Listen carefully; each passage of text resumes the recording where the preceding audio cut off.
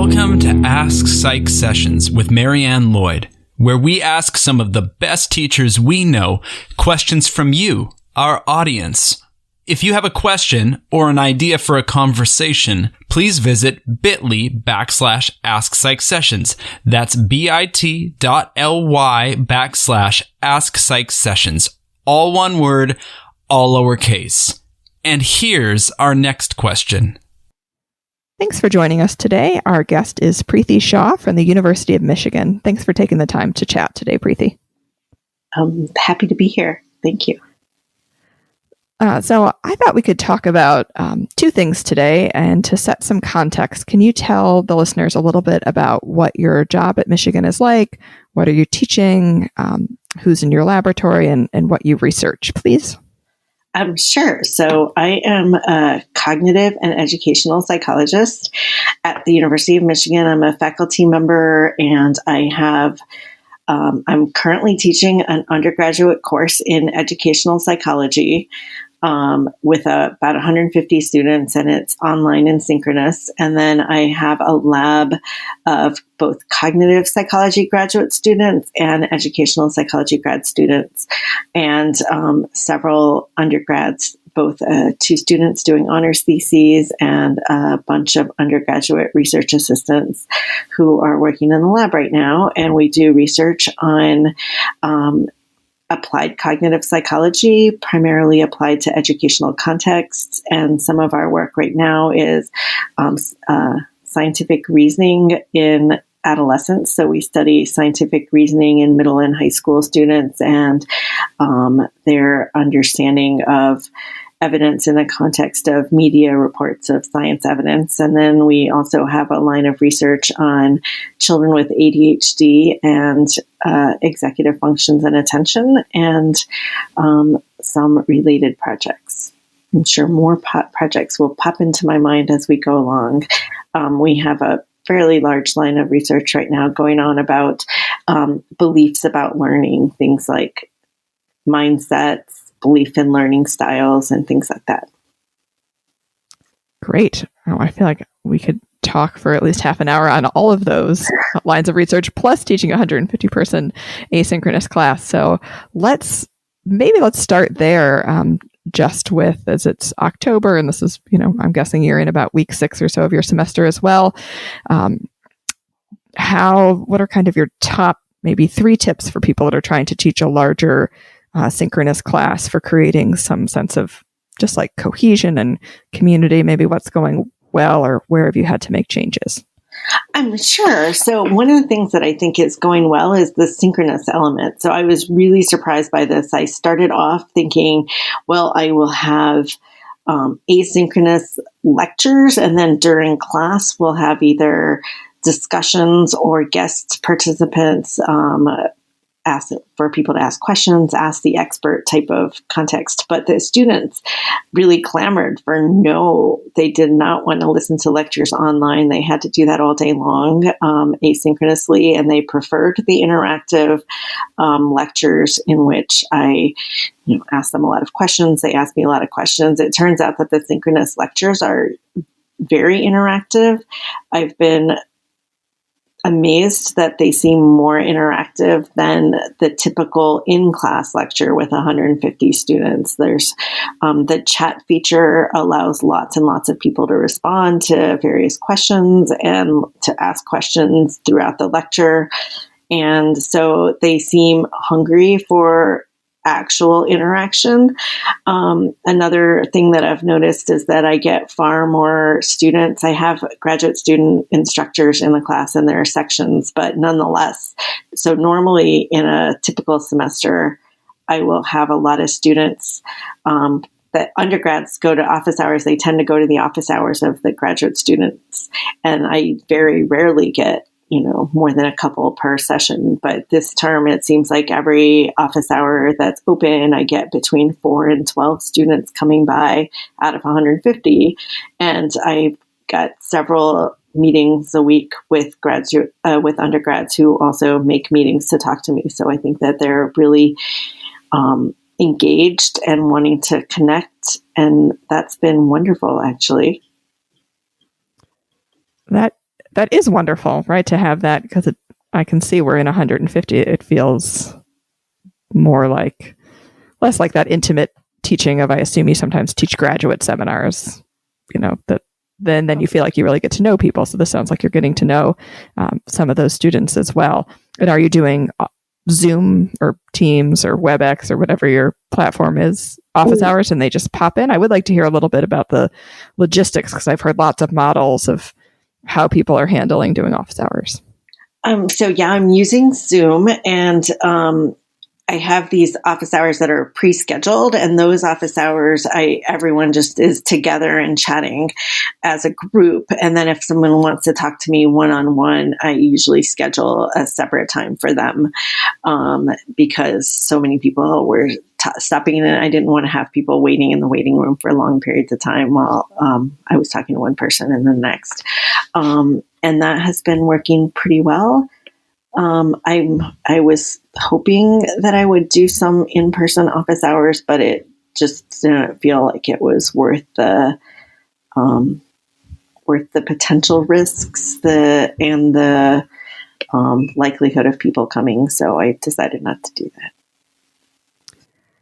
I do like, though, this idea that once you do it on Zoom, it's easy to have 6 people come into office hours, though. I mean, I don't know I have a fairly large office by faculty office standards. I will give credit to the building that Psych is in at my institution, but even then it would be hard to have an office hour with 6 people, but on Zoom, it's pretty easy. And so maybe that also kind of reduces the stress of going in there, not having to do a one-on-one chat. And that sort of sounds fun. It's like a little breakout session just with you, and they don't have to carry all the load of the conversation. So maybe this is one of those unexpected perks. Yeah, there have definitely been some unexpected perks. And I think you're right that is one of them, that they can just be part of a conversation. And then office hours are often, someone will bring up a question like, well, what do you think of the no excuse schools and how they operate, and to what extent are they consistent with developmental research or something that's not necessarily something we cover in class, but the students will get pretty excited about having conversations like that. So they're more content than simply questions about, why I got this grade or things like that. Which is why we went into teaching, right? Because we want to share our love of things, not pester over grades. Yes? Exactly. Well, great. That sounds, I don't have any 150 people classes next semester, gratefully. But if I did, I would feel less concerned about them now. But I would like, if you're up for it, to switch over to your lab and talk about how you're answering these questions, especially trying to access populations. We'll test my memory, right? Looking at some middle school students with scientific literacy, doing some things about understanding learning, and maybe some myths around learning, some work with ADHD. All of those sound like they might be a bit of a challenge to try to transition into not testing in person anymore. So can you talk a little bit about how you've shifted your lab in the last 7 months? Sure. So one thing that we've done is as much prep and follow through as possible. So in terms of prep with scientific reasoning, we've been working on some web-based tools for helping students reason about things like correlation, causation, or identifying confounds in experiments. So we spent a fair bit of time on development and improvement. And I think that in some ways refining what we're doing, because we don't necessarily have access to the kids, is one of the things that we've spent some more effort on than we might have. And then at the other end, coding and analyzing data. And finally, sharing some of these resources with teachers who are looking for things to be able to do. So that's one way in which we've been able to get some of our stuff into the schools. But that has actually been a relatively small and not fully successful at this point. More successful has been all the research that we're doing on platforms like MTurk and Prolific. So a lot of the things about beliefs about intelligence or learning styles and things like that we can do on these platforms, and then normal normal testing of undergraduates. We have a subject pool in the psychology department, and some of our ADHD studies we're doing with the subject pool. And that is also online, but we can still do a lot of our tasks online. So that's what we're doing. And if we can get into the weeds of things, what are you using to do? I've been sort of playing with Qualtrics, and then I found this JS, and I know that there's PsychSessions that I haven't even tried yet. And I'll be honest, like I don't have a strong, and by don't have a strong, I mean, I don't really have a programming background. So do you mind talking a little bit about what platforms you're using? Yeah, absolutely. So some of our stuff is in collaboration with people in the School of Information who are just amazing programmers, and they're creating things in Java and web, so just web programming that is completely done independent of any particular platform.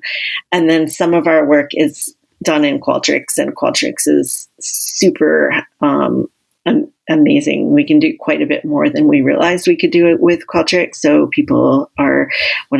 my students is currently figuring out how to incorporate some Java so people can draw things in Qualtrics as part of their responses to tasks. And then we've been using PsychSessions, as you mentioned, and that is also working out fine. So all of those are effective. There are some things that we are not able to do. And so we're just not doing them. So a lot of, there's no possibility, for example, of doing any eye tracking. But we're actually really finding it a fun intellectual challenge to come up with ways of doing projects that were done in person and figuring out how to do them well online, and not always successfully. So sometimes we've had to reprogram or redo, or, we didn't realize that when people were doing this task and they weren't being monitored, that they will just sit there and ignore it. Or, so we need to incorporate more checks in between and attention checks and all of that kind of stuff. And I know there's a lot of resources out there on sort of how to deal with getting the best MTurk participants and to screen for attention and screening for bots and things like that. And I'm really lucky to have these amazing grad students who keep track of all of this research and sort of figure out what the best practices would be. And thank you. That is good news for me. And yes, I mean, right, nothing like a collaborator with a skill set you don't have. That's been one of my career secrets for a while. So I don't know why I hadn't thought about that.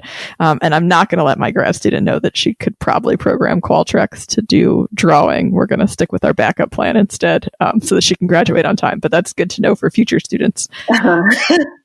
And maybe just one last question, if you're up for it, just to kind of talk about your lab. It sounds like you have a pretty big, pretty vibrant lab. And have you felt like lab meetings and kind of just like lab cohesion? I don't know if your lab has another name, or they're just the Shaw lab. But have you felt like people still sort of, you've been able to keep that identity going and that group stuff together? And if so, what do you think has been good about that? Maybe what role are grad students playing in helping keep that culture? I liked grad school and I liked my lab, so I think we would have been okay in a pandemic. But I'm curious about how other people are going through this.